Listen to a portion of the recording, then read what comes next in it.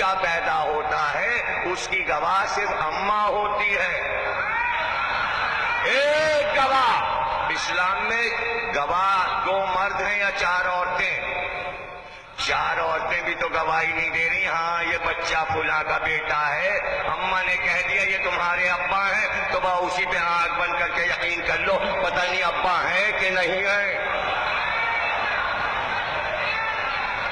کیونکہ ماں کہہ رہی ہے اس لیے ماننا پڑے گا، اور ماں ہی کو معلوم ہے اصل باپ کون ہے۔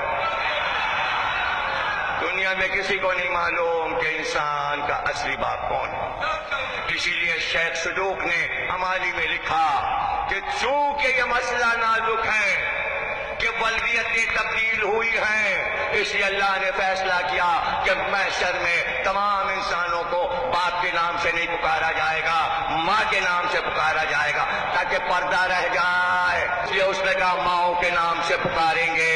اگر باپ کے نام سے پکارتا تو سب حیران ہوتے، ابا ان کو کہتے تھے ابا